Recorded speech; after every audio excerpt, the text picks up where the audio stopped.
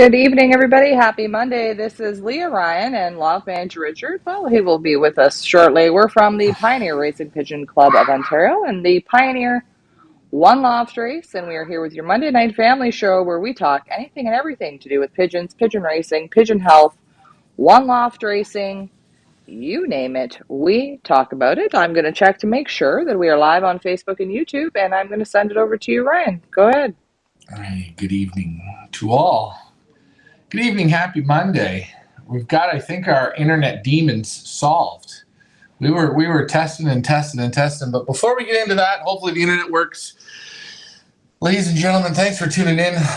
As we say time and time again, if you like what we do, or you really like what we do, or you think this is like the best pigeon show you've ever seen, just like, share, and subscribe. Please subscribe on our YouTube channel. Just subscribe.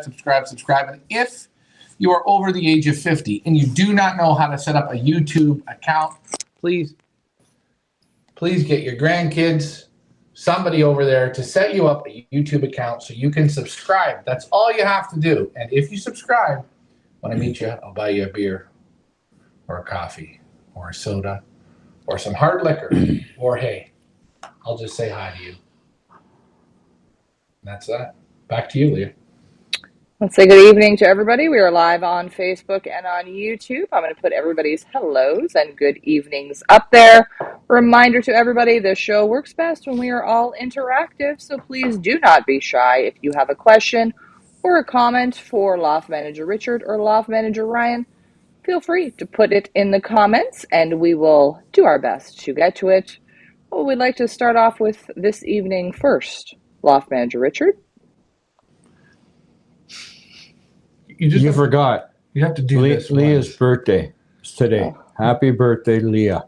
Oh, wow. Thank you. Leah doesn't want really anything for her birthday, but we traded vehicles, and she's using my pickup truck, and all she needs is a brake job for that truck right now.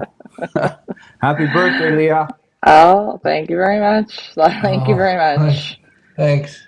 Yeah, I can't wait to see you after the show. Hey, you know what? How come, can I tell you something? How come everything rhymes with Ricky? You got Ricky Longboard, Ricky Circles, Ricky in the deep end, and guess what? Ricky Blue. Wait, our most favorite is Ricky after the show. Because you know why? Back to you, Leah. You're pushing buttons right now. Hey, I can hear that. Don't worry. Triggering Happy words. Happy birthday, Leah. Thank you, Happy Dad. birthday. I wish you another Thanks. 50. I'm not 50, but God, no, Dad. 50 more. 50 more. Okay, thanks. 50 more. All right. Moving on, Martin Coppersmith, our first question of the evening, all the way from Facebook. Question for our loft managers or our audience. If your homers are not rooting, can you still take them for training tosses? I'm going to tell you, if they're not, well, I mean, did they started out loft line, and then they, they go for a half hour and they kind of disappear for 5 minutes and come back and disappear then for 10 minutes, come back. And then they should go for a half hour, 40 minutes, an hour, go back and forth. And sometimes you don't see them for 20, 25 minutes. You may not see them up to an hour. That's what you're looking for. And I think you might have the feeding a bit too heavy. They should want to fly. I'm going to say in Europe, everything is based on good loft flying, especially with young pigeons. They want to see those pigeons go. And I wouldn't train them. You can train them, from what I've heard, I wouldn't do it. I'm going to ask a question. What's the age of the birds? Yeah, that's right. Right. So they got to come into a certain age. The other thing is, if you're darkening them, when pigeons are falling apart in the body, they're not up to flying. Not as much, no. That's right. Yeah. Actually, you don't want to really say this, but they're not well when they're molting so heavy. So, it depends how heavy they are in the molt, how they are in the molt. Depends, like Ryan said, how much you're feeding. If you're overfeeding, it's a big, really a big issue. And right? I think too, if they're early bred pigeons and they, you breed pigeons in November, so you wean them the middle of January or start of February, start weaning them, and then you leave them inside. You start letting them out in May. Let's say the end of April, middle of April. They're big fat couch potatoes, they've lost what we call lost steps. Crawl, walk, run. They're past that. When they go out, they're big kids, and they're kind of used to just sitting on the couch and they're going up to the board. Sometimes you got to push them, and I say you got to get them past. They're flying 15 minutes and they want to land. Hey, give them a little flag, give them a little talking to. Go, keep going. You got to take that weight off them too. Yeah, right. You got to get them. You got to get them to switch gears, as I call it. A little bit more. You got to put a little bit of time in so they get. Hey, let's go for a fly. And once they get it, they should go. Yeah. Hopefully that helps your question. To add to that, Mike Vandriak says old bird nest pigeons normally do not root. Yeah, old birds. I don't know what we were talking Old bird nest pigeons, like Mike said, he's right. By the time they reach April, they're already 4 months old. That's January, February, March, April, 4 months old. And widowhood cocks, it's going to depend on your cocks. They're going to go 15 minutes to 35 minutes, and then they're going to land, and they're going to bounce off the roof, bounce off the roof, bounce off the roof. Hens, they should be able to give you at least 35 to an hour and 20 a day. And again, the secret is make sure the weight's right.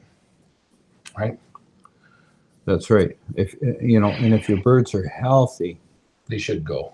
They should. No, but you should just be on that.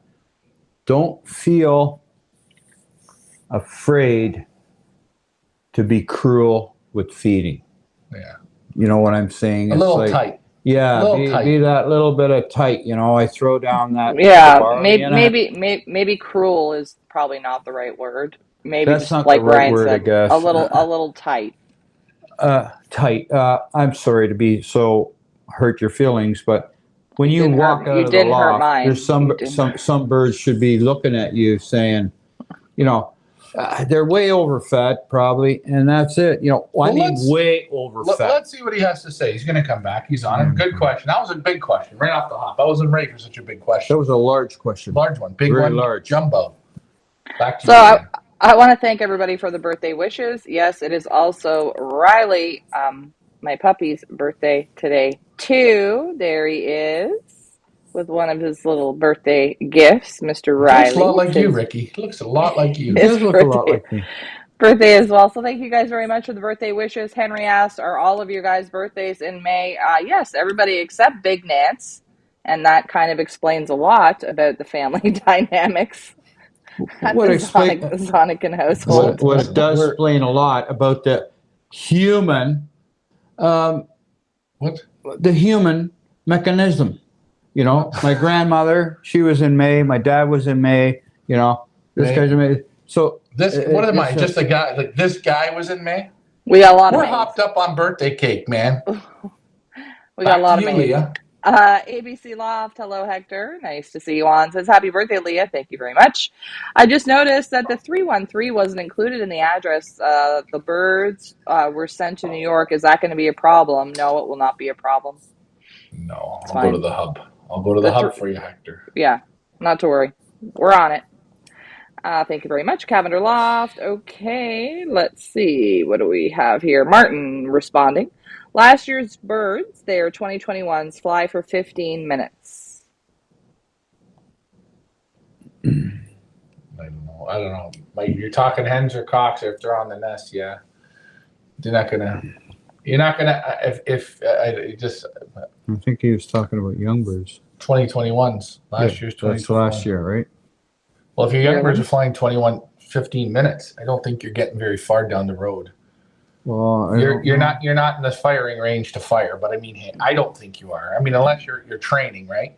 Unless you're one of those guys that instead of loft flying drives them 50 miles a day.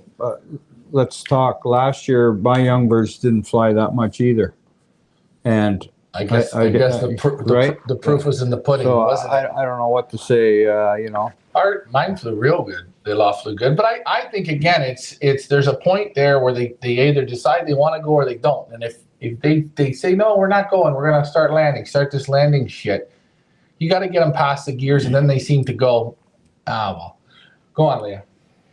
Mark, nice to see you on. Say hello to Rosemary for me. He says, good evening. We almost put a movie on. Birds were mailed today. All is well. Perfect. Yeah, guys, right now we're kind of all over the place. Well, we're always all over the place as far as time goes, but as far as our shows go, our live shows, we're just kind of all over the map the next couple of weeks here because we're accepting birds and people's come at kind of all times in the day, and we have to adjust our schedules accordingly.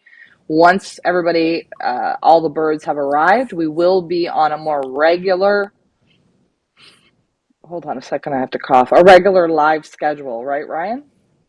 Yeah, regular live schedule, like being on time on a Monday evening. We'll try and keep it closer to the time, guys, but I promise you, the movie that you were going to put on, it's probably a bit better than this show, but I promise you, what you hear out of our mouths will never be duplicated again. So just sit back and enjoy. No, but I mean also as far as like the daily shows as well, kind of right now we're sort of all over the place and not quite as regular as we will be once we get all the birds in. It's just kind of a hectic time for us right now, getting everybody's birds in, taking the photos, uploading, editing, etc., etc. So be patient. Once next week rolls around, the 23rd is our final intake day, which is next Monday, a week today. That's when the fun really begins. Mike Vandriak, after you have loft flown your old birds for a couple of weeks, start training them. If they are not loft flying well, start short with the tossing. Would you agree, guys? I agree. We had it some years ago where we let the old birds out and we had hawk problems, and the old birds would not go out and fly. Remember that? We had a good year flying them too that year. And like you tell them, come on guys, let's go out for a fly. They do about not even one circle. Bang, right on the board and right in. Scared to death. And then we said, well, what are we going to do? They won't fly. The hawk, bad. So we just started to load them in the car, take them up the road like Mike said. Yeah, we did do that. A couple, 3 miles, 5 miles. We just did that, right? And then they started flying. Well, then no, they didn't really fly. They flew races. And as a matter of fact, we had one of our birds, I think it was the first race, come home from the race. He landed on the board, and the hawk picked him right off. That blue checker cock, pied. Okay. Pied. Picked him right off the board. So, like I think what Mike said is right. Take them short. Okay. Whatever. Yeah. Good points. I believe. Sorry, guys, I had my mute button on. ABC Loft. I flagged my youngsters yesterday with a broomstick. They became afraid of me, and they started to land on my neighbors' roofs, and they wouldn't come back to my loft. Does this happen to everyone? Great question. All right. Well, I'm going to tell you, when you flag the pigeons are flying 15, let's say they're flying 20 minutes. You want to get 30 minutes out of them. When it's time for them to come down, you don't scare them. You're their friend. Okay? And same like when you go in the loft, you're the friend. You're not the bad guy. You're not the cat. You're not the raccoon. So you use a flag. After 15 minutes, you say, or 20 minutes are flying, you say, boy, they're only going for 20 minutes. Say to yourself, today we're going to get them to 25 minutes. You start to see they want to come down. You talk, pop, pop, pop. Wave the flag, pop, pop, pop, pop, pop. Let them see it. They're going to go around again. Watch your watch. Just stop. That's it. And then that's it. Let them land. And you know what you're better to do? You're better to let them land. Watch your watch for 5 minutes. Let them land.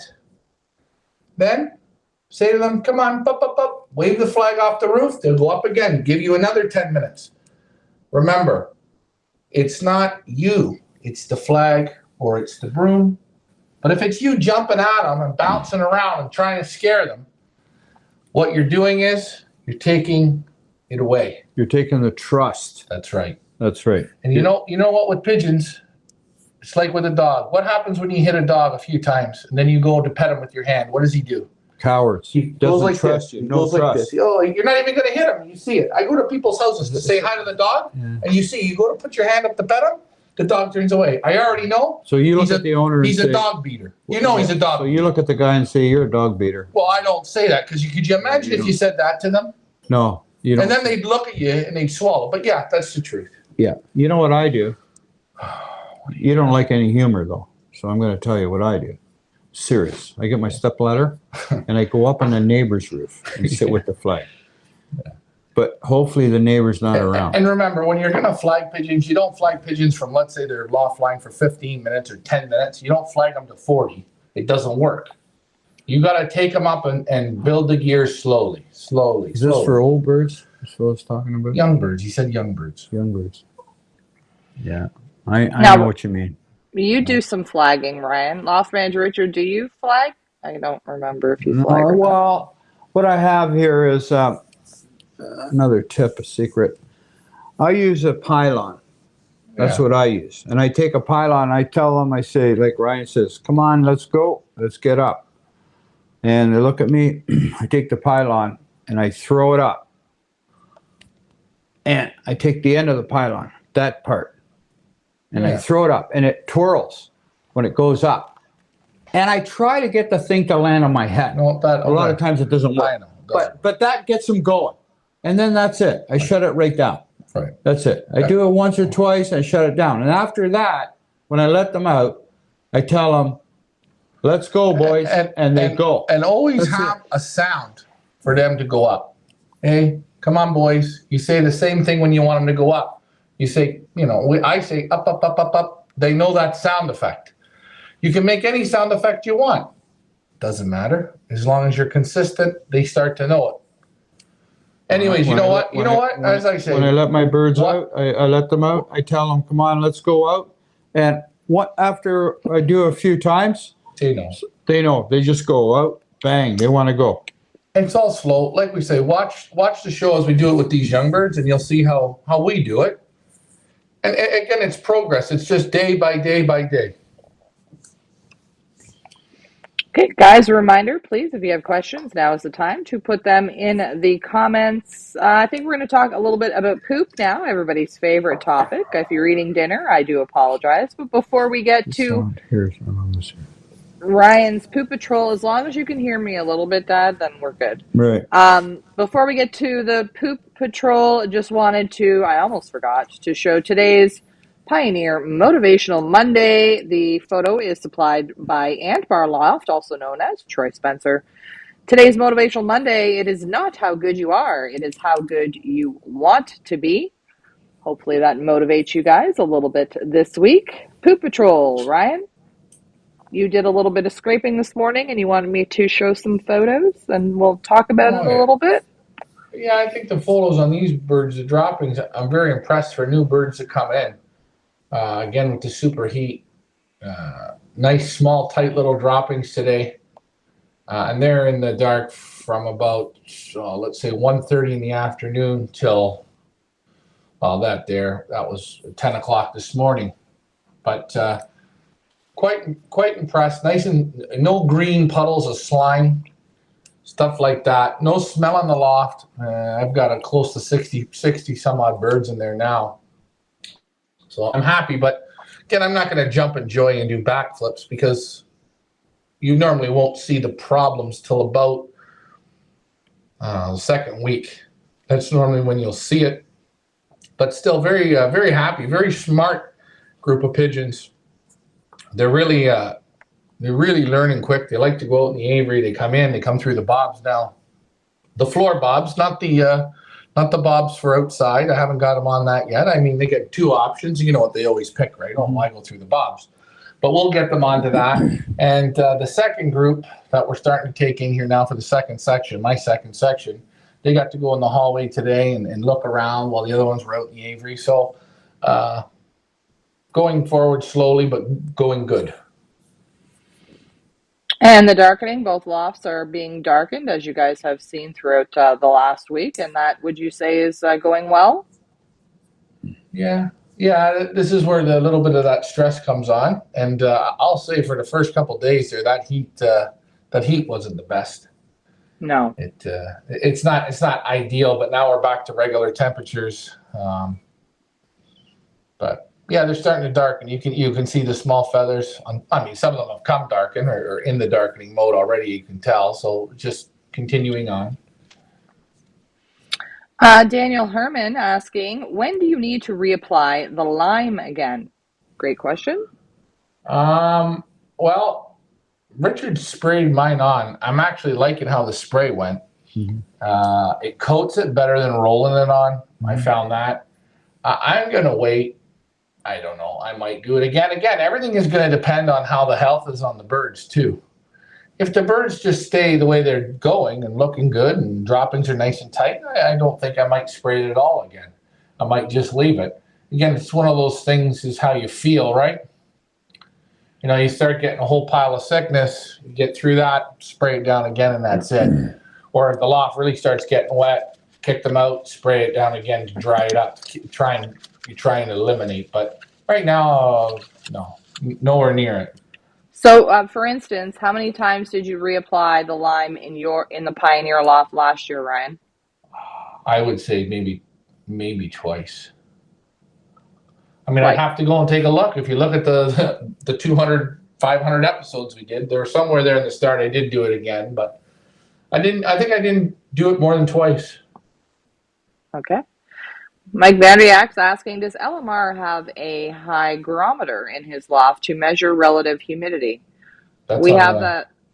We yeah. have that thermostat that we have in Ryan's loft that we just take in between lofts. So whatever that measures, that's what we have. Yeah. Thank you very much to Kind Loft. Daniel Herman, what is your target humidity level in the lofts? I don't know. That's a good question. That's a great question, but I don't know. What's I don't know. You got me stumped on that one. I've never looked at that before. Well, I just want to ask the question: target humidity level, and That's just hold on, tricky. just hold on. And what if? And what if? I'm going to throw that back. And what if? Well, What do you want us to do? Put a dehumidifier in there? no. No. That's humidity. He's Yeah. talking humidity. Right. You know what I think? I think as target humidity. Like it's very hard to control that unless you want to put an air conditioner system or a dehumidifier system in there, which. Between you and me, I know when we were in Spring Hill, I went to AAA Loft, and the one thing he had that was working with the humidity there, he had those cattle mats, and he had the granules on top of the cattle mats, and he had the cattle mats on, and I found the heat that was coming off the floor. It helps dry, takes the humidity out. There's a couple ways to do it, like an air conditioning system, right, or a dehumidifier, which takes dampness out of the air. In order to do that, you got to close the windows in. Otherwise, you're dehumidifying the environment outside. When it's hot and humid, it ain't going to work. The other way to do it is, if there's 100-degree, 95-degree heat humidity, is to put a heater in there. Right. Close the windows again and put a big heater in there, but you're going to be cooking the birds out. You're not going to have any airflow. So I like that question, but I really think. And then when they go out, when they come out of that loft, I'll tell you when something. they go out of that loft, they walk right into humidity. It's like, I'm going to tell you one thing I thought was very good last year. I do believe, if you want me to say something, go ahead. I do believe humidity is far better off for the birds than air conditioning. Or like you take all the moisture out of the air. I don't believe that's good for the birds. Hey, listen, I'm going to tell you this. What? You closed the windows in my loft last summer. I did it. You watched me in the dead of summer. My windows were shut. They're thinking, you're nuts, right? My loft was 100 degrees. It was hot. Elia, the sweat was pouring off me. It was hotter in my loft than it was outside. I turned the birds out. The birds gave you a whole new gear. Why? Because it's like they went out into the air conditioning. Better. I found it better. But I had good airflow. This fellow's not asking about heat. He's asking about humidity. Yeah, he's asking, in other words, what is the best humidity level in the loft? Michael, What's the ideal? Michael, no. I don't know. I've never even worried about it. I don't know. If I had the barometer here, I'd be able to tell you humidity level. I don't know. I don't know. I don't know either. You got us on that one. Maybe Daniel knows what it should be. Humidity between 30 and 50. Oh, well, go ahead, Leah. You do it better.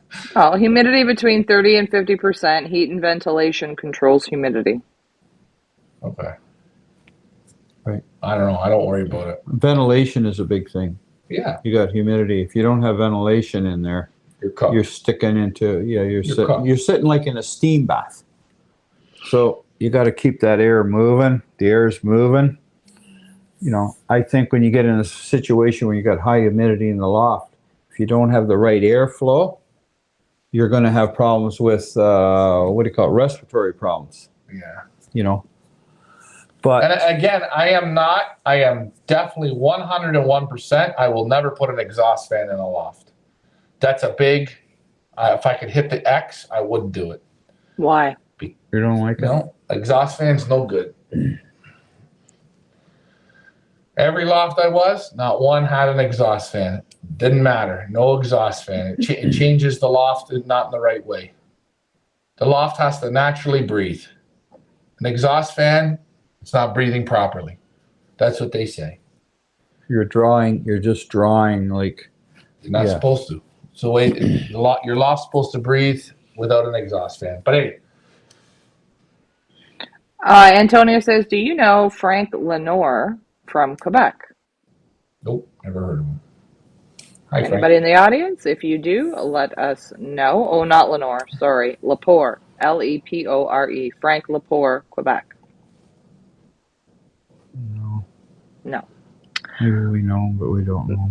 Maybe somebody in the audience does. If you do, put it in the comments. Okay, what do we want to talk to about next? You did a show earlier today, Ryan, where you did a little all-in-one, what do we want to call it? How do we want to say it? All-in-one versus homemade mix challenge for Loft Manager Richard's Birds. Yeah, I don't know. Did you, for this one, did you upload the video as well? Yeah. This is the video of you mixing it. Now there's no volume, but maybe you just want to explain to everybody who perhaps might have missed it what we're doing here, and then I'll show the time lapse, and then we'll give the result.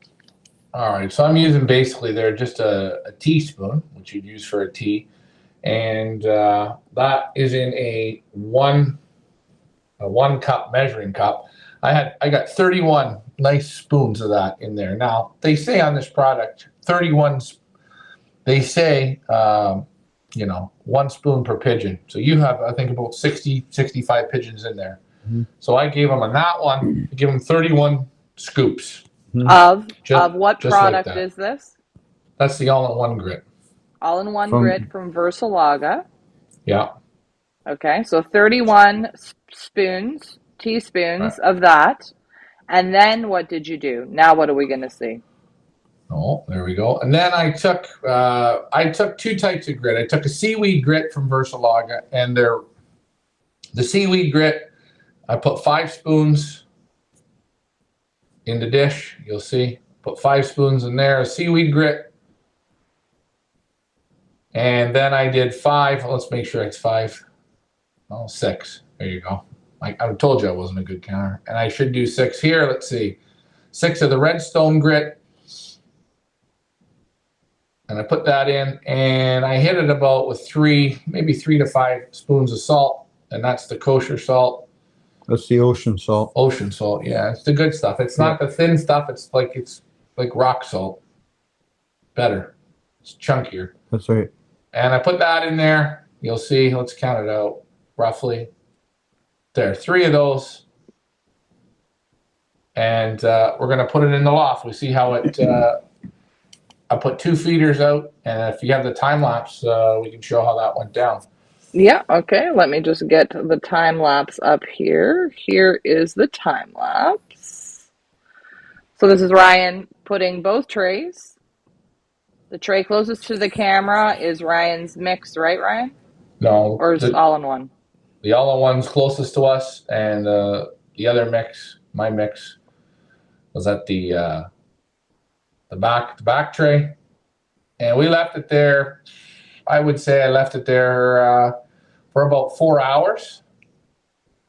They were going crazy, eh? Yeah, They love and that. there I took it all away, and even take it after I took it away. I know they wanted to eat, but that's the start photo. That's how much we started with. Okay, so the all-in-one on the left, my mix on the right. So this is what we started with, and guys, there's a little bit of a delay here, so why don't you guys put your guesses in the comments of what do you think Loft Manager Richard's birds ate more of? The all-in-one mix from Versalaga or the Loft Manager Ryan homemade mix? Put your guesses in the comments while we get to another question. Let me just pull up the screen here so everybody can view the question. Where are you here? Here we go. Okay, Daniel Herman. Do you foresee any pigeon feed shortages that might happen in Canada as a result of the supply chain issues? Just wondered. What I am seeing, this is what I'm seeing. The feed places are going up in price, okay, and they're pricing out of the market. And then I look at, and I'm being honest here, I look at people here talking that the best feed comes out of Canada. It's the best. It's the best. It's the best. And we're in Canada. I'm sure people say that even in the U.S. that they have the best. In Canada, the rules are the Canadians sell their best grain to Europe, the highest quality grains, the human grade, and the Canadians keep the low grade. For instance, Canadian beef is known to be great beef. You want great Canadian beef, go to Florida. You go to the grocery stores. You see 12 bone ribeyes in a rack, Alberta. You wouldn't find that here. You couldn't find it at a regular grocery store. You find that at a Walmart. The prime beef goes to the U.S. The prime grades of feed go to Belgium. And Belgium is the leader in producing feed because they can feed the pigeons human quality grain. The best food comes from Belgium, I'm sorry to say. Have it be Byers, have it be Van Roby's, have it be Versalaga. The quality of the feed, yes, you're getting grains from Canada, you're getting grains from the Middle East, you're getting grains from wherever they make it, but they can bring in the highest quality. That's why it's the best feed. Well, we have a bunch of people responding to our question, and it's about half and half. Half of the audience thinks they chose the all-in-one. Half the audience thinks they chose Ryan's mix. But before we get to the results of our little experiment today, Anthony Coburn is asking, hi, have you ever tried the Giovati grit mix? Yeah, the problem with the Giovati, I like it. For the amount of money it is, and I get the cheap little bag, I'm not interested. I like the bucket. I prefer the bucket over the little bag. And in Canada, we can't get it. It's owned by Vitaking. Vitaking has the rights to it. So, yeah. There's enough good ones out there. Good grit, though. Super. I would use it. If I was in the U.S., I would buy a bag. Okay, we're going to get back to your grit. Oh boy, Ryan, I'm getting your curse there. Grit questions in a minute, but let's give the answer to our little science experiment here. Should we do the drum roll? Go ahead, Ryan. So before you show it, show the full photo again. Okay, so I'm going to show the full photo again. Make sure I get the right photo up here. So that is the full photo. So we've got the all-in-one on the left-hand side in the 2 cup or 1 cup measure. And then on the right-hand side, we have Ryan's mix. And shall we do the drum roll? Let's do the drum roll. We'll make it exciting. The winner is... Oh, who's the winner? The all-in-one blows them away. Blew it away. Yeah. And there, I got it in here now, and you can see again in the showroom. Oh, we're a little blurry, but that's okay. Actually, the all-in-one just smoked it. Yeah, it almost looks like this one here. They hardly even touched it. Yeah. Yeah. This one, look how much they ate. They ate right off the top. Now, a lot of those are those little balls and that, but that's what it's supposed to do. Now, And I'll tell you, see the sand in if here. you look at that, that's the first time they've ever had this challenge. Yeah. Okay. So next time you do that, they won't even look at this. Well, and again, I think when I look in here as well, if you look, you see a lot of the same in here, but this just has more. Hey, we got it for the stock birds, right? But I found very interesting. They ate quite a bit. They ate about half the container. Oh, and again, take a look at the sand here. If we got the sand out just from them moving, that's even down even more. But the all-in-one, very good. But guys, there was 60 pigeons in that section that never had it. That's what I'm saying. It's a brand new for them. You don't have to give them 60 spoons, right? 30 spoons, 25 spoons. Let them clean up as much of it as possible. Good. When I feed that, I judge.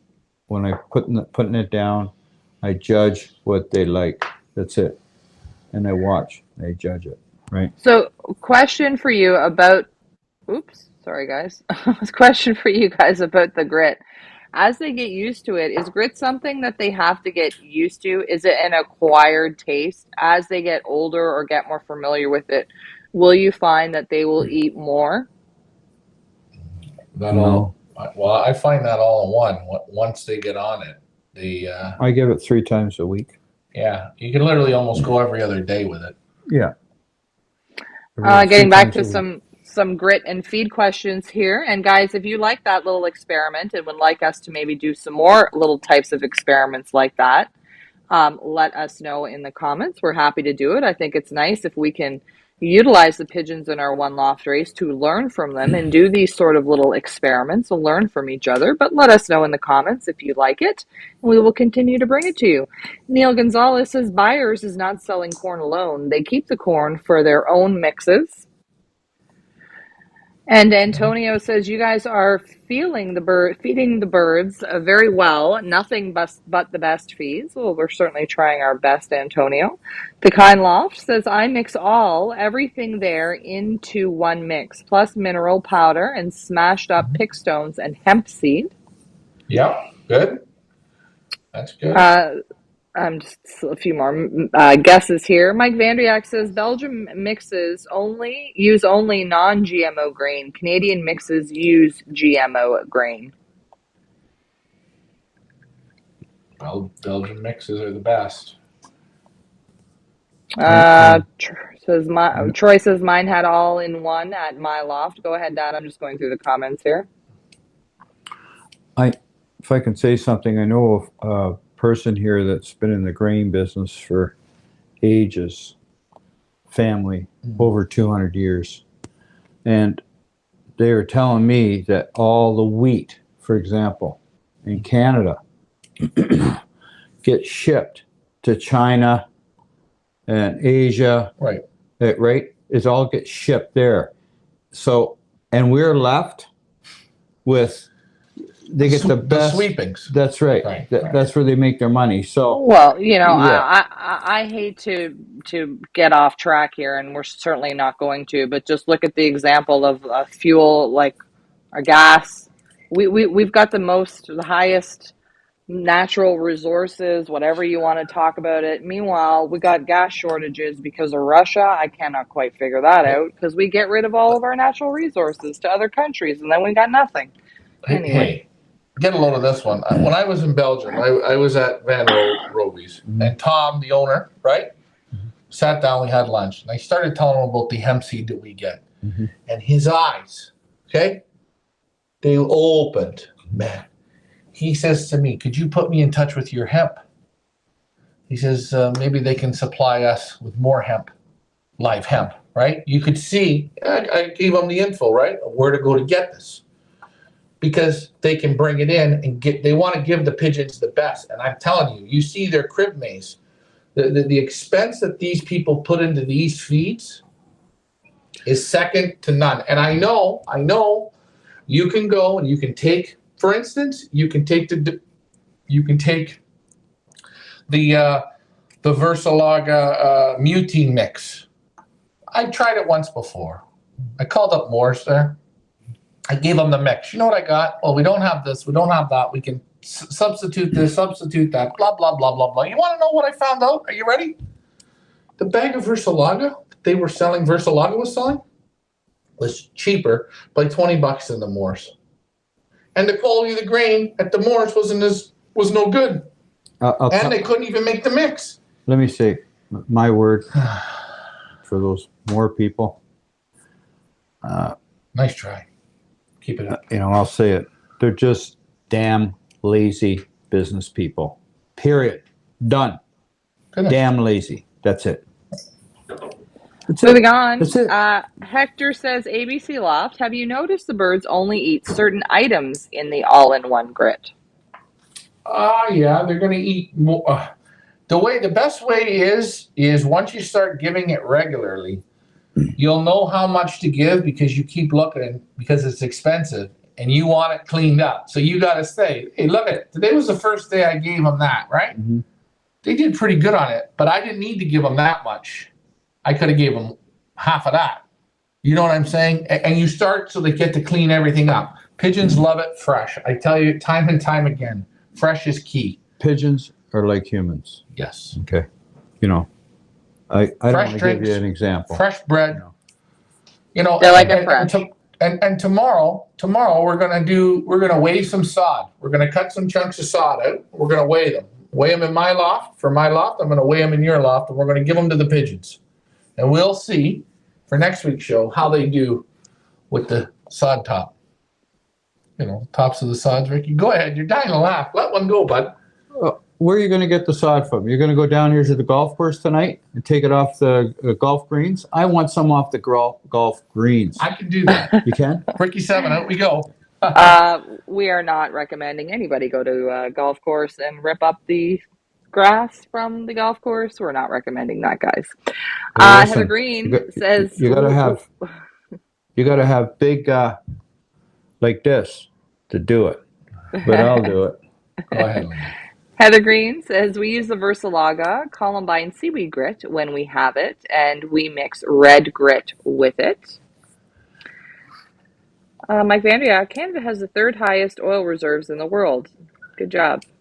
Mike Matos says, good afternoon, guys. Good afternoon. Good afternoon. Okay, so that's our little grit experiment. Something else I think I wanted to show you guys in case you missed it.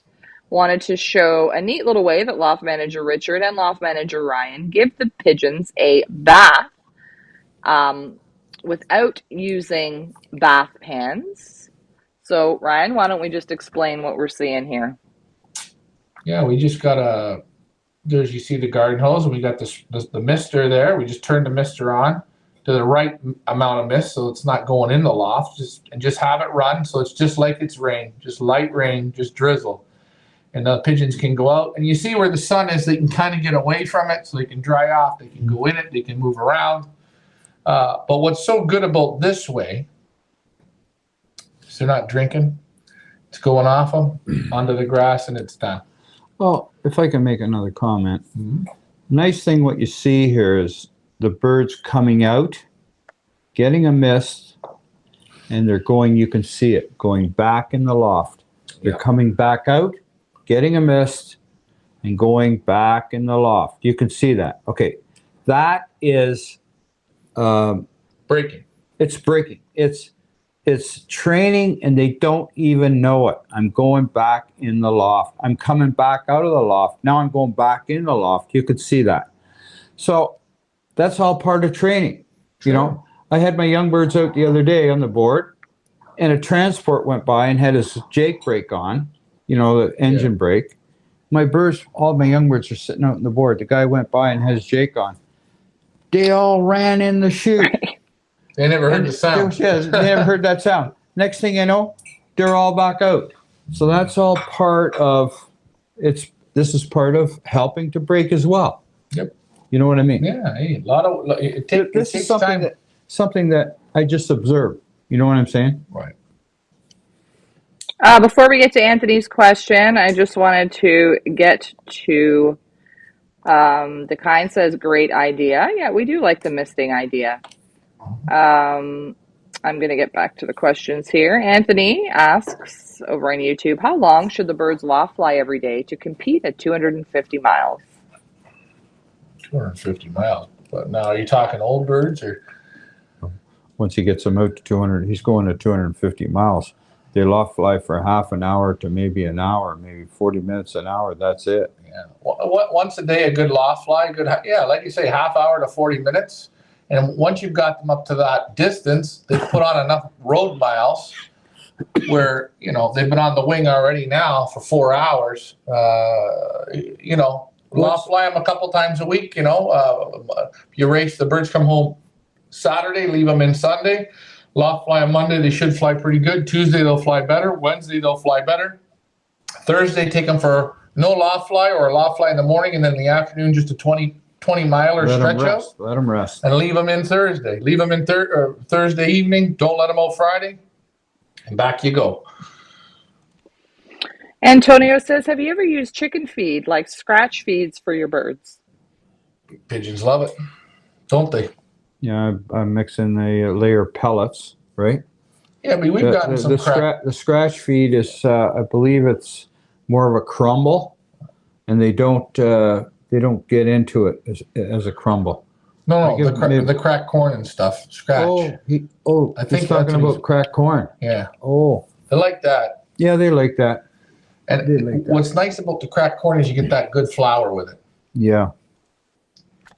Mm-hmm. Michael Walsh says, I'm new to raising pigeons. I really appreciate all the information that you put out here on your channel. Thank you. You are very welcome. Please remember to like, share, and subscribe. We are here every Monday night, the Pioneer Family Show, where we come together and talk anything and everything to do with pigeons.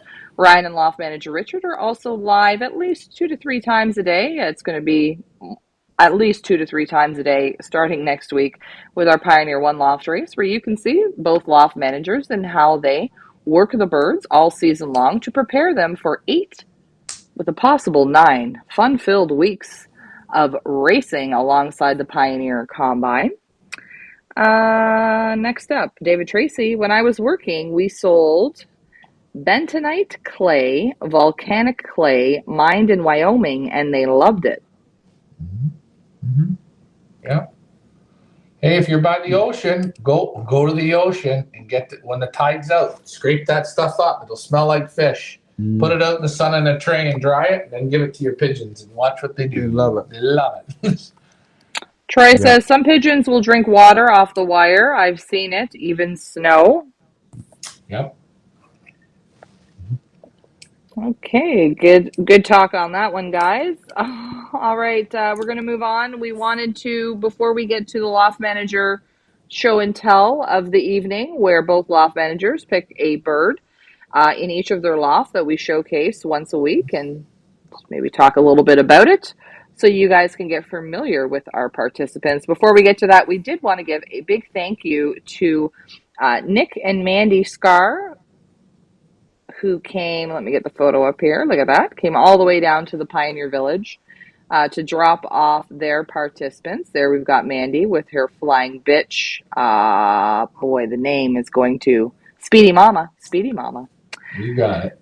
We wanted to thank them because they brought this awesome Pigeon Breeders crying towel, which is just so appropriate, and I'm sure is going to come in great use this season at the Pioneer Village.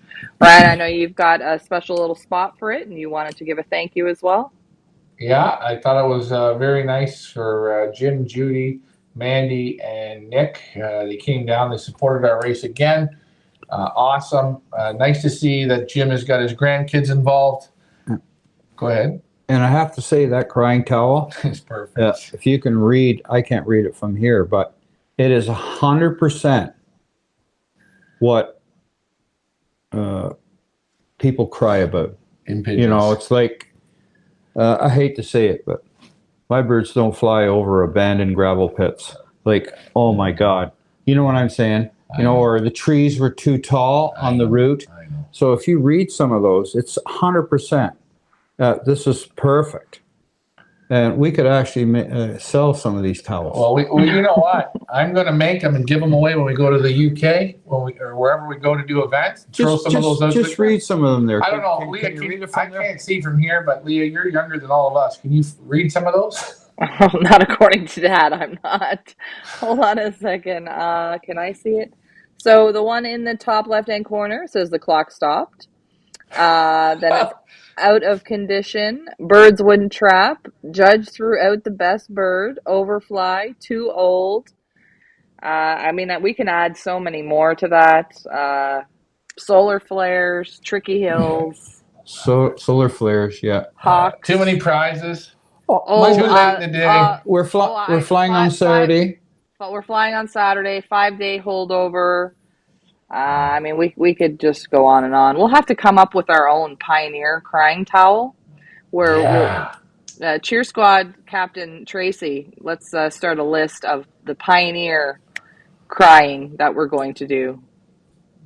But yeah, again, it was real nice to get Nick Scar to come down and give that to me. Wow, what a nice, very nice idea. Very nice young man. Yep. Enjoying the pigeons with his brother and his grandfather there, and the whole family's involved. So congratulations, Jim. I think you did a good job there. You know, hard to produce pigeon flyers, and he did it. So that's a win in my book.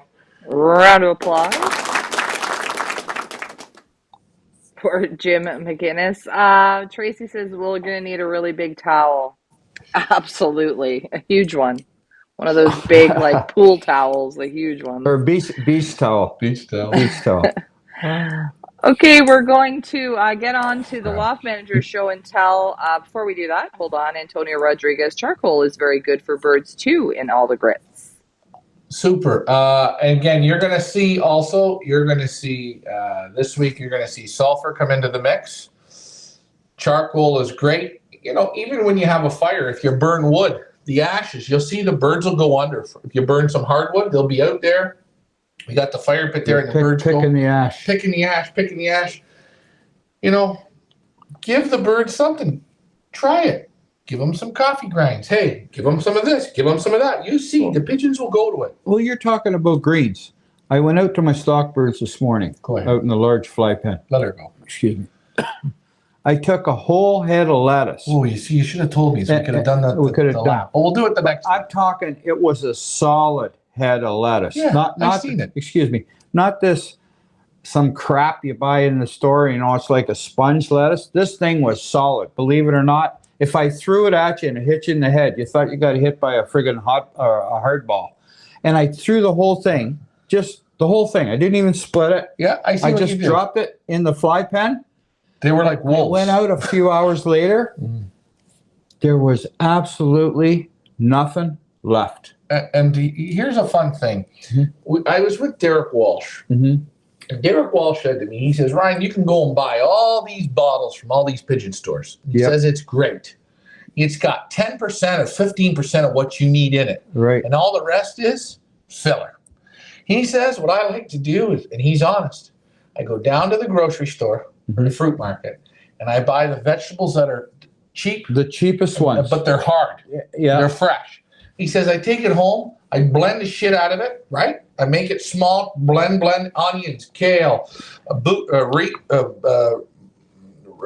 beetroot, lettuce, whatever onions, puts it in, and then he soaks it in his feed, mixes it in, and then he feeds it to the pigeons. And he says, they eat it. He says they love it. He says they devour it. Now, he says you got to get them used to it. You got to educate them. Right. That's right. That's right. It's like giving a kid an olive. The first time a kid gets an olive, normally they don't eat it, right?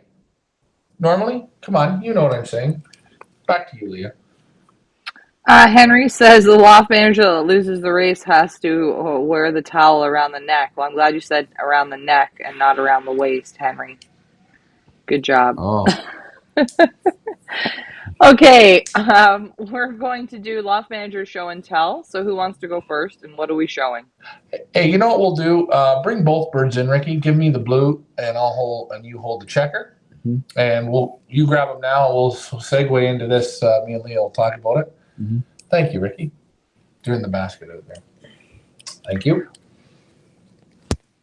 As Loft Manager Richard goes and fetches the birds, we want to remind everybody to please tune in to our Feathers Elite channel, Facebook page, and our Feathers Elite Pigeon Auctions YouTube channel this Wednesday for our Feathers Elite FIPA at noon with Ryan and friends.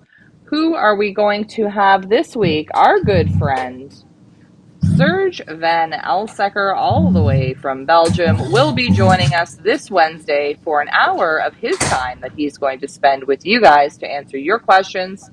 So tune in on Wednesday at noon Eastern Time on our Feathers Elite Pigeon Auctions Facebook page or on our Feathers Elite YouTube channel, where you have the opportunity to ask all the questions you want to the great Serge Van Elsecker. Middle distance machine, ladies and gentlemen. Any questions? Hey, ask him. He went to the Jansen brothers. He's been all around. He had the original Gabby Van den Beels. He's crushed a lot of records. This man is, I'm going to say, thrown out more trophies than 5 to 10 guys have won. Put them together. Throw them away. He's a winner of winners, and he's a super nice guy. And his pigeon is second to none. I will say that was, as you kind of go back and remember, that was one of my favorite stops. I never got a shot to go back to go out with Serge and his wife for dinner, but next time I am in Belgium, in Antwerp, I am going to go and visit them again. Super quality, super nice people, and birds out of this world. I would have loved Ricky to see those pigeons, because he would have just went, yeah, that's right. Absolutely. So we look forward to that. Want to say a big hello to Manny from Gallo Loft. His birds are on the way. Awesome job, Manny. We look forward to receiving those. Hopefully you guys can hear me okay. I got to adjust my mic. Brian, who are we going to show first? Ricky's going to pull them both out. We'll start with the blue bar in my loft. Can I get the band number so I can give everybody the name when you get a moment? Okay, this is the, I think this is the 4709. It's really falling apart nicely. Yeah, 4709. Grab the checker too. 47, excuse me, 09. This is from Jim McGinnis, part of our Pioneer Master Breeder auction. 4709. This is Jeff. Beautiful blue bar cock. Beautiful pigeon this is. And I'll tell you something. It is put together what I like. I tell you, the vent bones are nice. It's a buoyant. The back is strong. Strong pigeon. Do you want me to hold that while you put your muffs on for a second? Just what an outstanding, awesome little pigeon. And the pedigree, very, very nice on this pigeon. One thing, there was a reason why I asked Jim. I had no problems asking Jim to donate pigeons, because I seen where Jim competes with his pigeons in the United States, and he was always getting super top results. In California, the Triple Crown and that. Always, he was there at the end taking money, and we want people to buy these pigeons in confidence. When you purchase these pigeons for the master breeder, you're going to get to fly with them the entire series, the entire season, and they're yours at the end of it. And the master breeders, they are going to win the money in the master breeder competition. So if you're putting birds in for the master breeder, don't just put a pigeon in. Try and win it, because hey, this is super quality. Leah, did you want to show the pedigree on this one? Yeah, I'm going to show the pedigree here in 1 second. I'm not sure how much of the pedigree you guys are going to be able to read on the screen, but I'll just do a little brief read through. Just give me a second. Let me make sure I get the right one up. Put you in the corner. There we go. Okay, so this is the best of the Roger Vriek bloodlines, including Tarbus, winner of first national POW. The sire and dam, I believe, are both from Super One Loft Race Champion. The sire is bred by Ron Perrin. Both parents are San Diego Triple Crown champions. The sire won $41,350 US and was the only day bird at the 300 mile. The dam won $52,840 US and was on the first drop at all 3 Triple Crown races. The dam is a Joe Nemeth bloodlines, the most successful California One Loft winning fancier, crossed with the Jansen lines of Power Boy, a son of Wonder Boy 06, fourth ace of Holland, and winner of 7 times first prizes. So this is the 4709. And getting back to that, Leah, you look on the father's side, that pigeon, the 391. It says something very key there at the bottom. Most people won't know this, but I will, and Jim will know what it means. But this pigeon 3 times at the Triple Crown. First drop at the 1, first drop at the 2, and first drop at the 3. I believe Ron Steinberger said only in his 25 years of that race, I believe only 8 pigeons or 9 pigeons ever did first drop, first drop, first drop on all 3 of those races. The toughest of the tough. If I can say, do you mind if I say a word? Go ahead. Okay, that's San Diego races, those San Diego races. Those birds fly from, I believe, 0, what do you call it? The land, ocean, sea level. And they have to fly, they're constantly flying upgrade to 4,000 feet. Now, in those races, they got to travel, I believe it's close to 150 or 200 miles, Ryan, across desert. And then they got to fly through mountains. If they make one bad move, they go to Mexico and they become, tacos. That's where they end up, down in Mexico. So these pigeons, to accomplish that, this isn't like tailwind, stuff like that. There's more than coming home is more to just a little blow home. They got to go across desert. They got to fly constantly upgrade, plus through mountains to get to where they're going. So these birds, they got it. And I will say another thing. Ron Steinbrenner's race, people knocked it. People said this. People said that. It was a 1-week showdown. You had to be lucky on that week. You had to have a pigeon that could basically go from, farthest they would go from is probably 50 miles in training in 1 week. On a Monday, they did the 100 miles. On the Wednesday, they did a 200 mile. And on Sunday, they did a 300 mile. And 99% of the pigeons just didn't have the balls to do it. And Ron Perrin, a guy like Jim McGinnis, did it. And Jim knew where to go to get those pigeons that seemed to be able to do it. And you see it in this pigeon. The other thing you didn't mention is the heat. It's not bad at that time of year. 80 degrees, 75, 80 degrees, right? Yeah. And that's just what I'm just picking out just on this pedigree, that first pigeon. I didn't go through the rest of it, but I know John Namath again, first San Diego Triple Crown. So you've got there on both sides of this pedigree, you got Triple Crown winning bloodlines. Guys, hard-nosed pigeons. What I feel in this pigeon is, and you can handle it. That one's a bit younger than this one. Let's handle it. I can see it. You feel it. There's not, it's a buoyant pigeon. That's very buoyant. Same with this. This one. That's a nice pigeon. I believe, I hate to say it, you like that's that a one? nicer pigeon. Well, that is a nicer pigeon. Okay, I'm going to get to the comments, and then we're going to take a look at the next participant here. David Tracy says, Ron Perrin, he flies in our combine. Yes, that is correct, from Ron Perrin. Mike Vanderyak says, if the Triple Crown birds make a mistake, they end up in Lancaster, PA on a football field. JS says, hey Ryan, I used the milk dog powder on my feed. The birds love it. I forgot what loft you were visiting that gave me this tip, but thanks. That was Kevin Zarafa. So awesome. I'm so happy that you tried it and it's working out, and we'd love to continue to hear about your results on it. That's great. Loft Manager Richard, go ahead. Yeah, what we like to put on our feed is we put the oil, the, what do you call it? Hemp oil. Hemp oil. And then we'll put brewer's yeast on it one day. We'll let it soaks on. And the hemp oil, when you put that on the feed, they love it. They love the smell of it. It's like peanuts. Yeah. They love that. And then you take the milk powder another day, put that on, let it soak. Same thing. And guys, remember, if you can't get hemp oil, right, you can use hemp oil, peanut oil, cod liver oil, sunflower oil, canola oil. You can switch up your oil a little bit. Remember, just put it on reasonably. Don't overdo it. Like, for example, peanut oil. If you overdo it, they're going to get the runs. All right. You got to put a bit on there. Be common sense. When it's got that nice little glitter and you put your hands through it, you see there's a bit on your hands, put your powder on, let it soak in. You like that pigeon. She's nice. No, I like that one better. Okay. I hate to say it. Can But we? that one, and the thing is, I notice with this bird, I've been feeding that bird. Mm-hmm.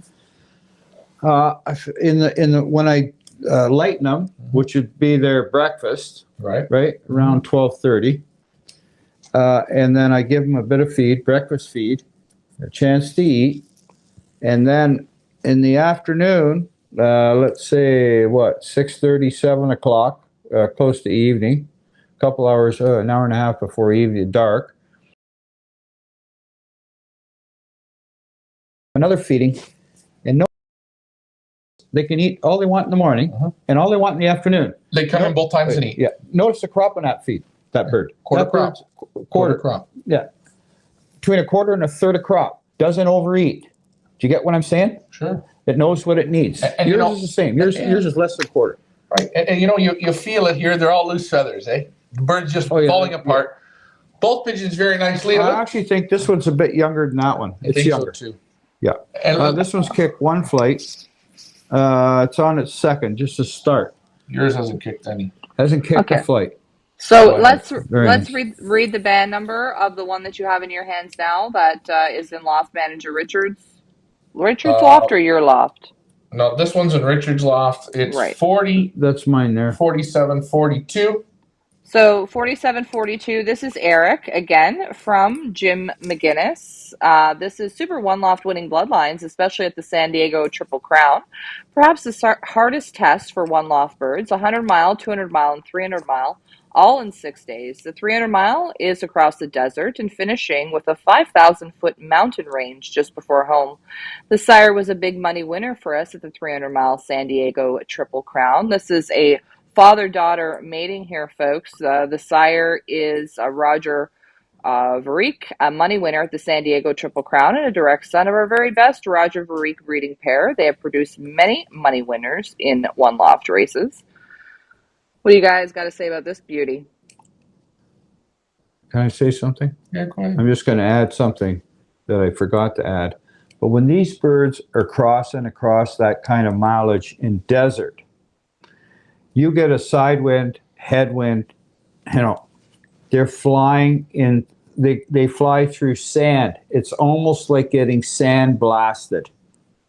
It's like the heaviest snow squall, but with pain. Like, that whiteout, but the sand, they're getting sand blasted. So these birds, they gotta really be top to do the job. That bird's nicer than this bird. 100%. Hey, you want me to know what's so great about it? What's so great about it? We get to fly, and this is something great. Hey, Leah, I'm going to throw this question at the audience and at you. But this one's younger. Remember, you just cut me off. Just settle it down. What do you think of the pedigrees on these two pigeons, Leah? I think they're both super pedigrees, and they're absolutely super for what they were sent for, which is to compete in a One Loft race. So well done to the McGinnis family. Thank you very much for these two super donations. I would just like to say the date of birth on these two pigeons, which I do have here. The 4742, which is the pigeon that, which is Eric, the one that Loft Manager Richard has in his hands. Date of birth, January 29th. And Jeff, the pigeon that Ryan has in his hands, date of birth again, January the 29th. Same age. Yeah, I thought that one's younger. They're both nice. That one's got a bit more muscle. Just a bit more. But hey, time will tell. And Ryan, what did you want to add? You wanted to add something.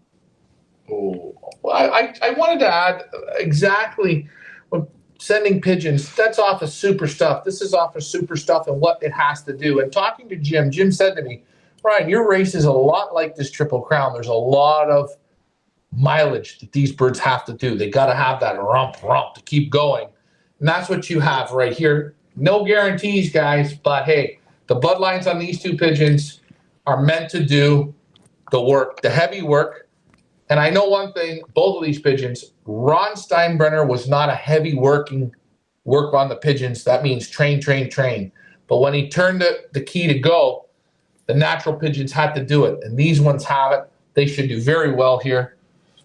And you know what? I got to thank for putting such great quality in. I don't think anybody would go wrong on either of these two. Now, Jeff and Eric, as I told you, will be part of the Pioneer Master Breeders auction. And the great thing about the Pioneer Master Breeders auction is the birds will not go up for auction until they have broken to the loft. They've been out and have successfully broke. So I'm not saying that that's a guarantee, but it's a little help, a little incentive that you know that these birds have broken. No risk there. The starting bids will be starting at $350. And all pigeons in the auction will take part in the master breeder competition, I guess, so to speak, which we're going to talk about in the next coming weeks, which you all can participate in. But all of these birds will already be guaranteed entry into the Pioneer Master Breeder competition. Go ahead, Ryan. And when this auction is underway for people in the local area, you'll be able to come. We are going to have an afternoon where you can come handle these pigeons. They'll be in the show cages. You can handle them, make your informative bids. We are going to do our traditional Feathers Elite show on all these birds, give our picks, and guys, bid in confidence. I don't think you can go wrong. I'm going to thank Jim McGinnis for putting together 2 super pigeons. We wish them all the best of luck, and whoever gets one of these 2 or both of these 2, good luck. Loft Manager Richard, can you hold up Eric beside Jeff there for their final shot? The other way. There we go. Look how Turn nice. the other way. The other way, facing each other. I'm not a. You haven't done this. You haven't done this long I enough, haven't done Ricky. this long enough. Ricky, smile. Show him your front teeth, boy. No, I don't smile. Beautiful. I got no teeth. Okay, so I don't smile. Okay. There we go. I still look good with no teeth, though. Good job. Very nice. Okay, next up. Oh, naming of the teams. Loft Manager Richard, let's put those 2 back in their basket, or somebody put them back in their basket, and we'll talk about team naming. Do I have to take these off, Ryan? Yeah. Thank you, Ryan. We call them Ricky Muffs. There we go. Okay, so the naming of the teams. How do we want to work the naming of the teams? As we know, this year we have 2 teams as opposed to 4. We have the blue team, Loft Manager Richard, versus the red team, Loft Manager Ryan. We had some great suggestions for names. What did we want to do as far as voting? Guys, thoughts? Somebody? Yeah, fix that. Thank you. Every time you put them on an opposite way, keep them going one way, Ricky Green. Come on. But I am not. I am. Yeah, you are. What did I Mike am say? not. I am. What did Mike say? Oh, I was just talking about what happened to the Pioneer birds from Mont Laurier last year. All races have challenges. Tracy's. What happened? What does that mean? What happened last year? Oh, I don't know. I think I got in on a conversation they were having, so just never mind. Disregard. No tardies today. Tracy says felines versus shitapillars. Yeah, I don't know. What do we want to do? Maybe we should just do like Team Ricky versus Team Ryan. I don't know. Sounds pretty good. I don't know. It's like that's what we've been referring to you guys as. I don't know. What do we want to do with the naming? The problem is Ricky's a good name. Everything rolls with Ricky. Ricky. Yeah, Ricky Blue Shorts versus Ricky Ryan. Ryan Red Shorts. It's a lot of R's. You took my shorts away from me. we could sing a song. We could, but they took my red shorts away from me. Made me wear blue with no pockets. Oh, no geez. pockets. I know. I know. My poor sister. Whenever she buys us anything, right? Listen, this shirt doesn't fit. Right away, he's not afraid. He goes, "Who bought these shirts? There's no goddamn pockets in them." There's no pockets. But you don't carry anything with you, anyways. Yeah, if I want to carry something, a band or my cell phone or something, I got what is this? No pockets. Blue Lightning and Red Rockets. Oh, not the Rockets. I had bad luck with the Rockets. We've had black with the Red Squirrels. Yeah, don't call it Rockets. Ryan's Red Squirrels. Mike Vandiak says LMR versus Ryan. Keep it simple, right? Right? Maybe we should just do that. Okay. Also known, so this is what we're going to do. It's going to be Team Ricky, Team Elamar versus Team Ryan, also known as Master versus the Grasshopper. Okay? So what we're just going to do, we'll do that. Is everybody in agreement with that? Everybody good with that? Let's hope everybody's good with that. Grasshopper, when you can Team take the Ricky pebble out of versus my Team hand. Ryan. He's the So grasshopper. what does this mean for everybody? Once we get rolling and all birds have been checked in, we are going to start with our team challenges, where we're going to do sometimes weekly challenges, sometimes we'll do daily challenges, depending. The team with the most amount of points at the end of the season, whether it is Team Ricky or Team Ryan, they will win. Each member on that team will win a 2023 Pioneer Motivational Calendar and bragging rights that you guys are the winners. Anybody want to place bets on who you think is going to win? Will it be Team Ricky or Team Ryan, or is it too early to tell? Well, I think Ryan's already trying to play head games with me because when I'm in there, I like to sit on two milk crates stacked on one on top of the other because it's easier for me to get off the milk crate. When you're on one milk crate, hard to get up. And you've taken twice now the second milk crate away from me. Okay, well, I'm going to show the audience tomorrow on a photo of where all my milk crates went. They went to the great tower behind your loft there, behind my loft. Could you put the chicken pen any higher up? I think, you got it up 15 milk crates off the ground. That's not a chicken pen. That's a chicken chalet. Those are the Willies, our right. mascots for the season. Speaking of, I wanted to show everybody, in case you didn't know, we've got something exciting coming up on Team Flying Bitches. The Golden Broom will be arriving at the Pioneer Village at the end of the week, where we will have what do we call it? A raising of the broom ceremony in honor of Team Flying Bitches. And the bitch with the highest points at the end of the season will have a gold plaque with her name inscribed on it up on our Golden Broom Wall of Fame, as well as a Flying Bitch trophy for the Golden Broom. Super excited about that. I think we have like 6 bitches right now, so that's exciting. I got 3 bitches in my loft. You do? How many you got? You got 3? I think I got 2. You got 2. 2 bitches. I got 3 bitches, and I got one with feathers on its legs. So watch out. Oh, yeah. hey, you think any of yours, if any of yours come in, I should check the flexibility in the necks, or what are you thinking? Tracy says, what? Go ahead, Dad. Leah's got about 50 flying bitches already. Oh, yeah, on the other loft. On the other loft. You should go get the 2 orange ones. 2 orange ones? In the basement. Oh. If you want. No, some people say they don't want to see kittens. Okay, we won't do that. Well, I want to see kittens, and it's my birthday, so go get the orange ones, because whoever doesn't want to see kittens can tune out when we get to the kitten part and go to the bathroom. Tracy says, what does the losing loft manager owe the winner? Oh, God, I don't know, guys. You guys will have to think of something creative. Well, I know what Ryan will do to me. He'll make me scrape out his darn boxes. But my loft, I don't have to scrape boxes. And by the way, I'm inviting everyone. Thursday night, we're having volleyball in there. And also on Saturday night, we're having a beach party. They're there. Okay. Go grab the felines, Ricky. We're getting close to the end here, I think. Ricky, I don't know. If there's any more questions, we're going to fire them in, but... Well, go get the other 2, and we're going to get through the questions. We're going to wrap this up. So, guys, if we're going to be on for the next 5 or 10 minutes, if you have questions, now is the time. Daniel Herman.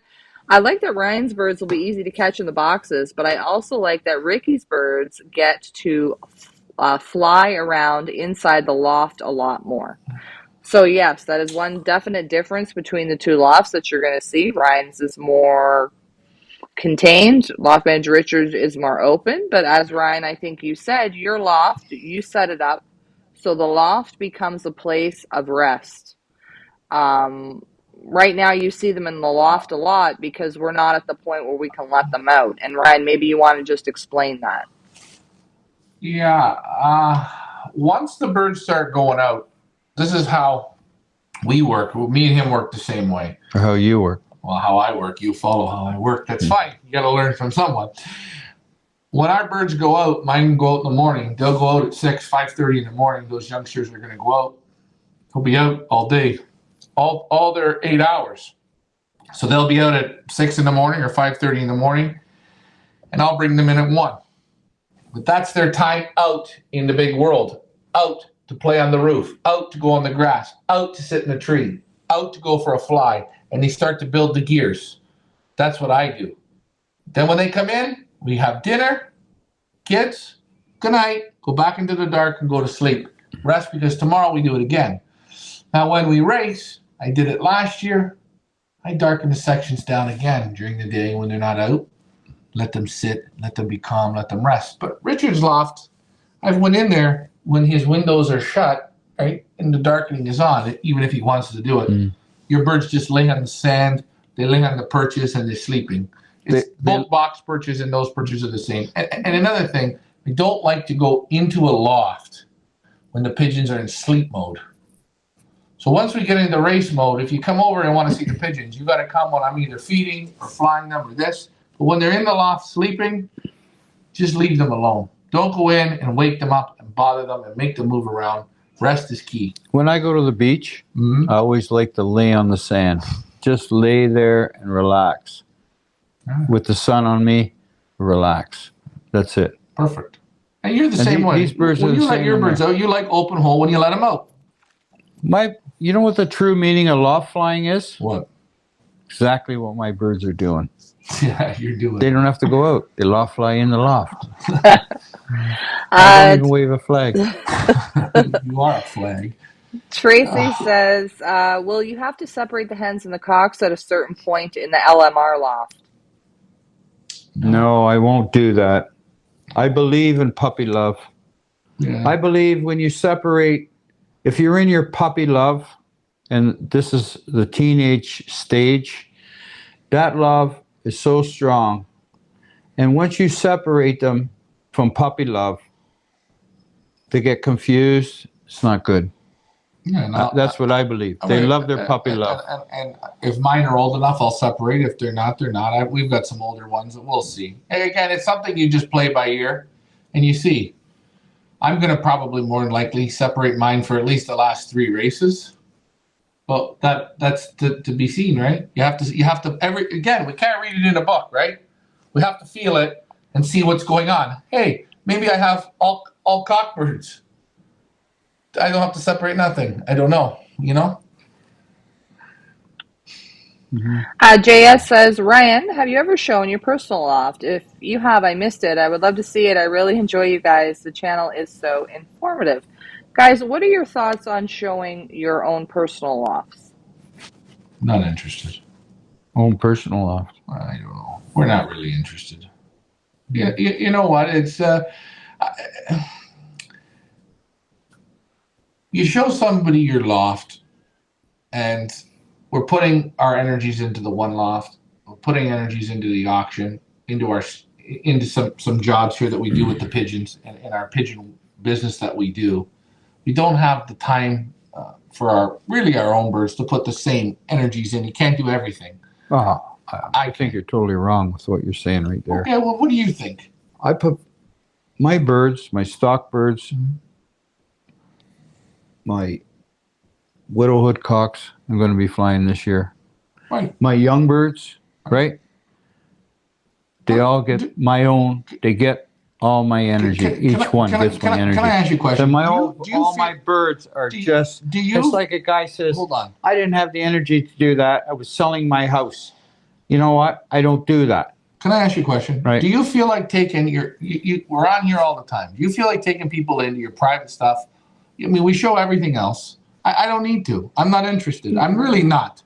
I'm not interested. I'm just not interested. I just take a look. You know, if I can just interject here, I think what Ryan is sort of getting at is Ryan and Richard really show you guys 150% transparency in what they do with your birds, which they are praised for, but also criticized for vehemently. painfully sometimes, to the point of we wonder why we even do it. But we do it because it's our business, and that's what we said we were going to do. So I think when it comes to Dad or our loft manager Richard and Ryan's personal loft, there's just kind of something that they want to just keep to themselves. Just because that's their own personal stock. It's the way that they take care of their birds. And although I'm sure you guys are interested in seeing it, it's just not something that we want to open ourselves up to at this time. And no, it's like me saying to you. Do you want me to bring guys down the back and show them your owls? No, you know what you say? You say, don't bring no one back here. This is my stuff, blah, blah, blah. You say it to me. No. We're just talking. That's what I'm saying. Yeah, I'm not doing tours through my loft. Hold on. For example. Hold on. But this is what I said. Why? What I just said. I had a fella come over a couple of weeks ago. Why? Why? Why don't you want to do tours? Just let me finish. Why don't you want to do tours? You don't need a tour. Why? Okay. Why? Because I had a fella come over here a couple of weeks ago, and I had my widowhood cocks out. Yeah. And they're going around like jet planes. They're happy. They're free going. They're going chasing leaves across the sky and landing and all. The man was over here, 100 feet from the loft. And then my birds are fooling around. Whatever they're doing. I said, "Oh, watch this." Boom, boom, boom, boom, boom. Right through the trap. Okay. That's enough, man. That's the only you say, holy jumping, this is incredible. But I'm saying you don't want to take people on a tour because I'm not taking no tours. That's right, because it's your own thing. And there's nothing wrong with that. We're not knocking that. I'm just saying you understand what I mean. Yeah, I don't do tours. I think it's one thing when they come for us when we're handling their own birds or other people's birds. Okay, that we can accept. But when it's your own, I think there's just something that we're just not willing. I don't know. We're just not interested in sharing at this time. So that's the reason. You don't worry. You're going to get enough of Ricky and Ryan all summer long. And you're going to totally know the way they handle pigeons, the way they feed pigeons, the way they care for pigeons, the way they train pigeons, the way they race pigeons. You're going to see it all. Not to worry. But great question. Good question.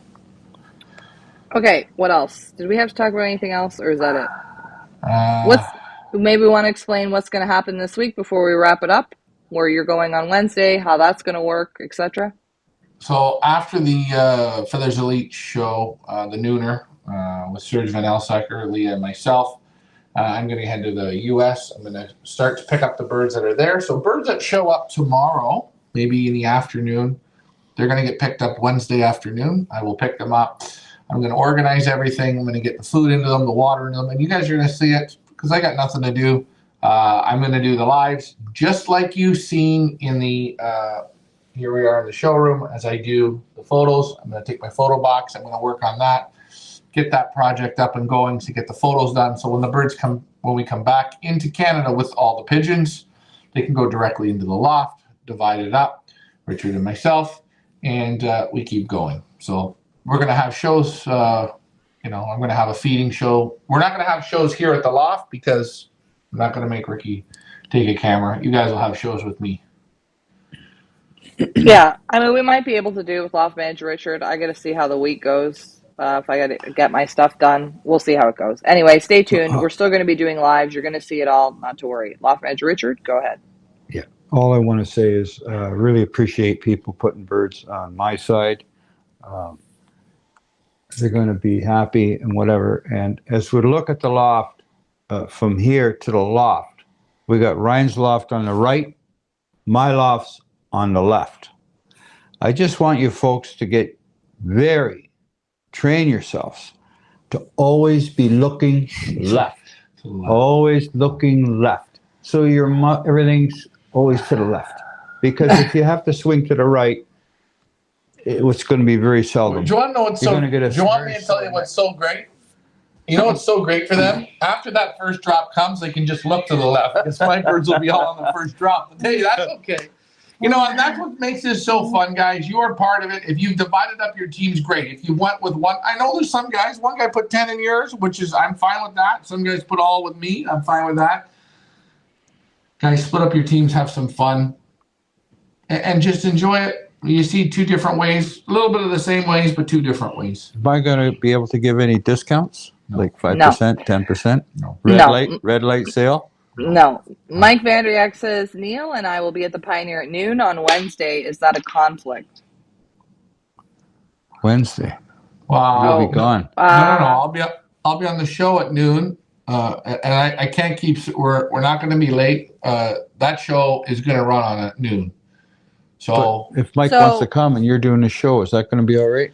guess what? Yeah. You, Mike, and Neil can bond with each other. You guys can talk about old stories. okay. How you No, guys can I met. just say, okay, Not so old stories, true stories. Go ahead. it's not a conflict other than that Ryan and I will be doing a show at noon for about an hour. So you can come, but the loft manager Richard will be the one to serve you because we're going to be doing a show at noon. But yes, you can absolutely come. All right, moving along. Heather Green, how many times should I water my birds if it gets up to 90, 80, or 90 degrees? Okay, that's a great question. As you guys know, it's been very hot here in southern Ontario the last week or so. Water. What's your thoughts on water and how many times a day when it gets hot? Those birds there, I watered them in the morning.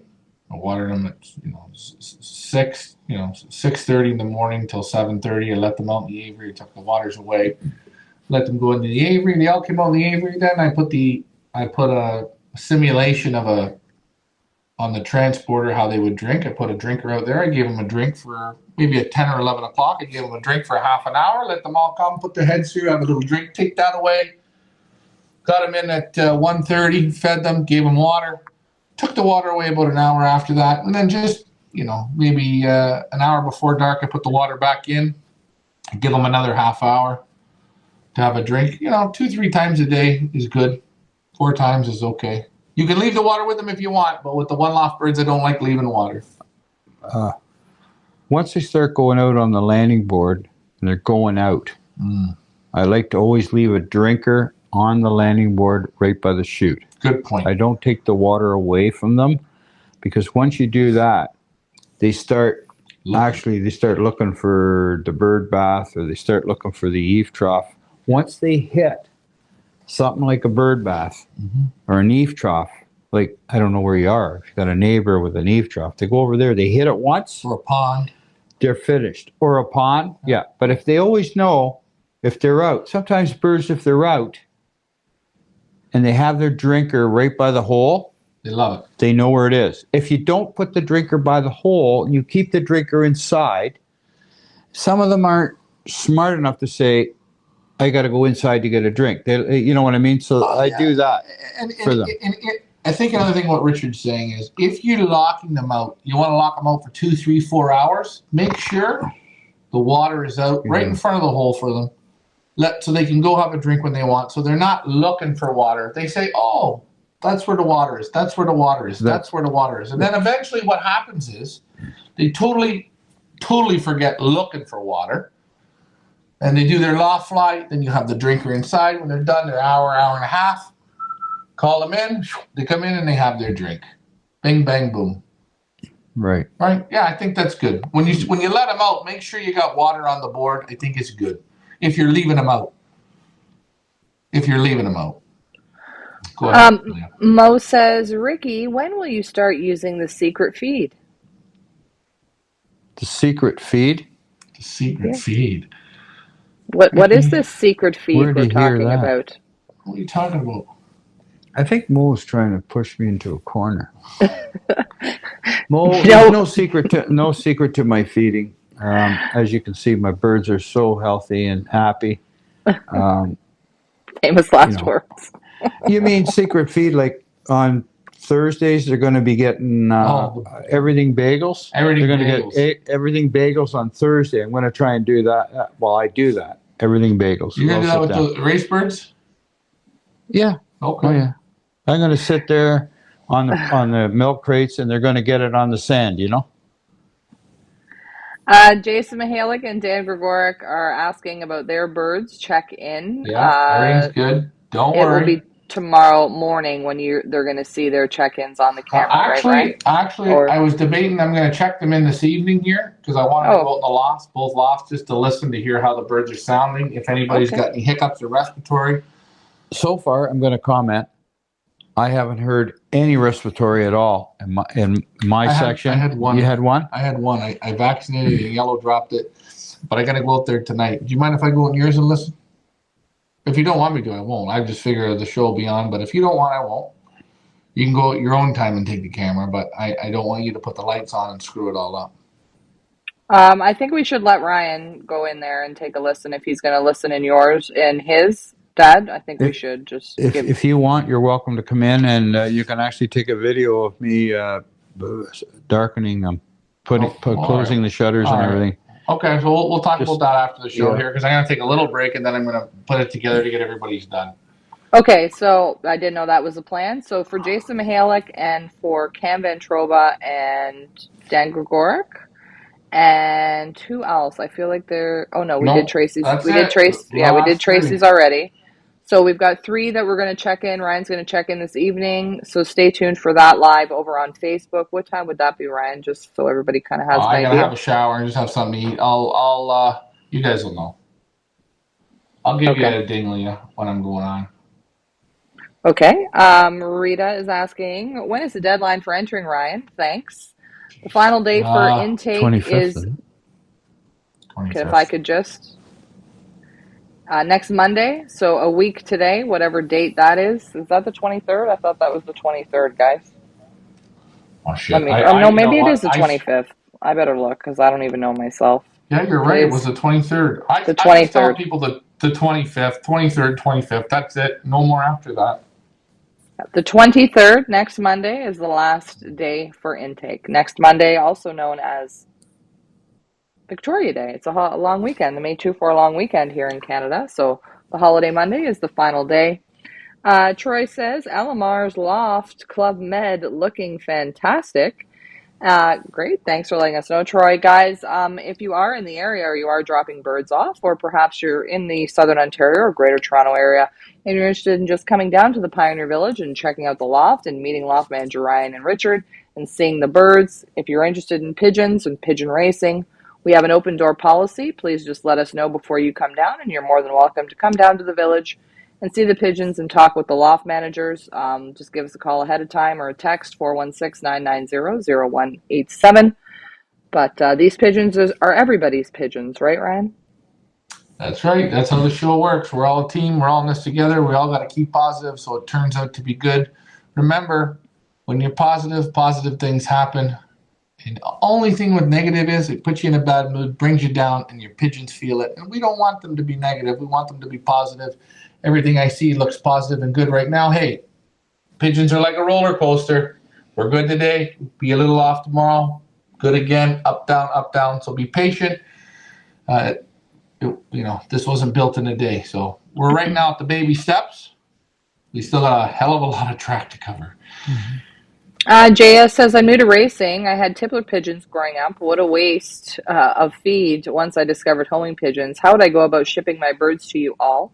If you are in the United States, again, Ryan will be in Buffalo on Wednesday picking up birds. So I don't know if you're in the U.S. There is still time, but you'd have to get the birds out tomorrow in order to meet the deadline. If you are interested, again, shoot Ryan a text, 416-990-0187. If you're in Canada, again, you have all week to get them to us. So I'm not sure where you're from, JS. Maybe let us know in the comments. But same thing, just shoot Ryan a text, 416-990-0187. We will have the Pioneer auction. So if you can't get birds to us, but you still want to participate, as I said, we will have birds available for activation from past Pioneer champions and breeders that we have selected that we think pigeons can go the distance in this race series. So many ways to get involved, guys. Not to worry about that, right, Ryan? No, don't worry about it at all. Bruce Dixon, thinking I'm going to try and I'm going to try the sand in my new loft when the time comes. Where is it best to get it, and what do I ask for exactly? Go ahead, Ricky. So I don't know where he lives. Get washed brick sand. Yeah, wash brick sand. Yeah, brick sand is washed usually. So and when don't get clay sand. No, brick sand. And when you get it, you put it in, and the birds get in. You're going to get that. There's a bit of that dust from the sand, bit of the dust, yeah. right? And you have to give that time to learn to settle. As the birds move, it goes out. That fine stuff, it moves, it's gone. And then all of a sudden, you're left with a perfectly bone dry loft, and it is real nice. I already see it in yours. It's super. Oh yeah, the birds love it. But be they love patient to on land on it in there. Be patient on it. Give it time. Let it grow on you. I think you'll be happy. They love to lay on it on the butts of their wings. They love it. They do. Yeah. So Neil and Mike will be at the village at noon on Wednesday. So Loft Manager Richard, make sure you're available for that. JS lives in Maryland, so yes, but you'd have to ship your birds tomorrow. If you wanted to ship a team, you'd have to ship them tomorrow. Here is the information, which Ryan can send you as well. But this is the information. If you're in the United States and you're shipping a team tomorrow, literally would be like the absolute last day, because like we can't have Ryan sitting there until next week waiting for birds. And just because the post is not all that reliable, tomorrow would be the absolute cutoff if you're sending birds from the U.S., sending teams from the U.S. If you send them tomorrow, I will wait to get them. If you send them after tomorrow, guys, we got to get back. I got to keep going. So tomorrow is the absolute cutoff, but you can make it. Like I said, put a team of 5 in, put a team of 10 in. It's in Canadian dollars, $1,500 for a team of 5, or hey, double it up. You're going to get your money in this race. I guarantee you. You're going to get the pigeons get the mileage to go to work. You get the shows, and you really get to see where your pigeon will excel and where your pigeon maybe falls off. I know multiple years there have been guys that have won the sprint series, and they've won everything right up in the early before the first races. They won 5,000, 3,000, 6,000 in the sprints, and they turned around for the rest of the series. They were basically birds just coming home. They weren't good at that point, but they had a great sprint series. They started getting into a bit of distance, and they get a little bit of headwind. But what's amazing is you really get a consecutive every single week. You get it. We don't pick tailwinds. We don't pick headwinds. We go on the days it's scheduled. So as long as that weather's clear, there's no fog and no pouring rain, those birds will go up. So they could get a headwind, could get a tailwind, crosswinds. We don't cherry pick the days like 99% of the other races do. And I'm saying 99 because, yeah, you know why? There are the odd one that doesn't. Yeah. Okay, so we're going to wrap this up. We want to thank everybody who so far has sent birds, who has dropped off birds, who has shipped birds. To all of our American friends who ship birds today, thank you guys so much. For all of you who signed up and who have followed through with signing up and who have actually sent birds, we want to thank you guys so much. To those of you who signed up and then have backed out for whatever reason, well, that says far more about you than it does about us. But we are going to have a fantastic season with a fantastic group of people and a fantastic group of pigeons. And I know we are super excited about getting this season underway. Let me just get to the final comments here, Ryan, and then we're going to wrap this up because I got to go to bed. Let's see. Mandy says, you're going to see everything. We do really enjoy that. Thank you, Leah, Ryan, and Ricky. And Mandy is absolutely right, guys. You are going to see everything. The highs, the lows, and everything in between, and including the Loft Manager meltdowns, which we're going to try and keep them far and few between. But you will see it all. We hold nothing back, regardless. Mike Vandiak says, great show tonight. Thanks for keeping us entertained. You're absolutely welcome. We hope you guys have a great week. Remember, Ryan will be on in the next hour or so doing another check-in video, as well as all week long. So make sure you follow along on our Facebook and YouTube channel and subscribe to our page and share. You never know who might catch the pigeon racing bug. You wrap it up, Ryan? And I'll see you guys here in a little bit when we do the check-in. Ricky, great show. Audience, fantastic show. Leah, you were doing excellent today with all those videos. It was good when we had the different clips. You see how the birds work. We're going to keep bringing you great content. Please, again, all I ask is subscribe. Go to the YouTube and subscribe. That's all you got to do. I'm Ryan. Happy birthday. That's Ricky. Thank you. And Leah, happy birthday. And wait, for Leah- that happy birthday, after this, guys, if you want to know why I'm not going to be on right away, listen. As he said happy birthday, I say this. Leah, you're only 25 years old once, so enjoy it. Enjoy it. Happy Thanks so birthday, much, Leah. guys. We love you Thank all you, guys. here. Okay. We'll see you Thanks. again next Monday. Bye for now. Have Thanks, a good guys. one.